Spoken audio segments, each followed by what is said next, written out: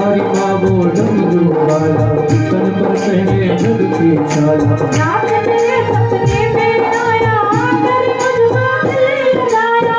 रात मेरे सपने में आया, आकर मुझको गले लगाया। भगवान माँ पार्वती को सपने में गले लगाकर क्या कहते हैं? मारी माँ वो डमरू वाला, मारी माँ वो डमरू वाला, तन पर पहने मृग की छाला। तन पर पहने मृग की छाला। रात मेरे सपने में आया, आकर मुझको गले लगाया। आकर मुझको गले लगाया, आकर मुझको गले लगाया। गले लगाकर मुझसे बोला, गले लगाकर मुझसे बोला, मैं हूँ तेरा रखवाला शंकर। मेरा प्यारा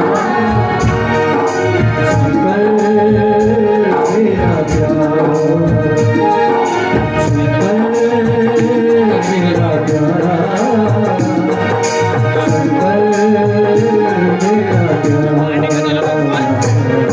बोले शंकर भगवान की, बोलो माता पार्वती की। इस प्रकार माता हमेशा ध्यान में मग्न रहती हैं भगवान शंकर के। धीरे धीरे समय व्यतीत होता है। एक दिन नारद मुनि इस सब लीला को देखकर हिमालयवान के घर पहुंचते हैं और बड़े ही आदर सत्कार के साथ हिमराज उन्हें बैठाते हैं। माता पार्वती को उनके सामने बुलाया जाता है और हिमराज कहते हैं कि नारद मुनि,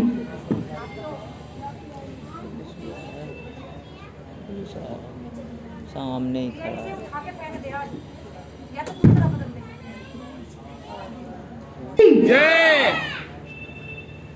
तो नारद मुनि माता पार्वती जी का हाथ देखकर बोलते हैं कि हिमराज, आपको इनकी चिंता करने की कोई आवश्यकता नहीं है।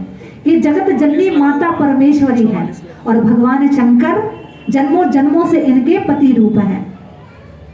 इस बात को सुनकर हिमराज बहुत प्रसन्न होते हैं। कुछ ही समय बाद माँ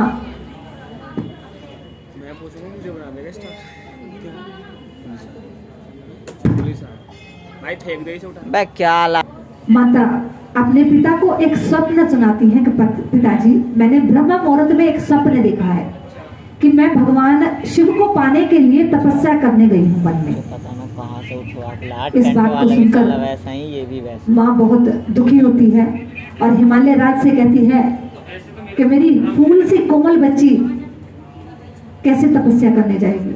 लेकिन हिमराज उन्हें समझाते हैं और माता भगवान की तपस्या करने के लिए दो सखियों को लेकर वन की ओर चली जाती हैं।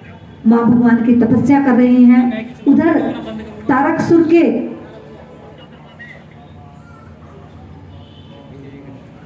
से परेशान होकर सभी देवगण हाहाकार मचाते फिर रहे हैं।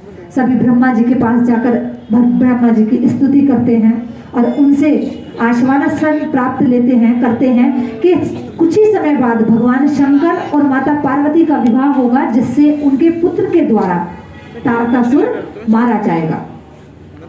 क्योंकि तारकासुर ने बड़ा ही घोर तप किया है और ब्रह्मा जी से ये वरदान प्राप्त किया है कि मैं मरूं तो शिव जी के पुत्र के हाथों मरूं, और शिव जी तो तपस्या में लीन है, तो मैं पुत्र के हाथों कैसे मरूंगा। ऐसा सोचकर तारकासुर ने बड़ा ही आतंक मचा रखा है। सभी देवगण उससे छुपे फिरते हैं। अब तो सभी देवगण इस आस में भगवान शंकर के पास जाते हैं, लेकिन भगवान शंकर तप में विलीन है।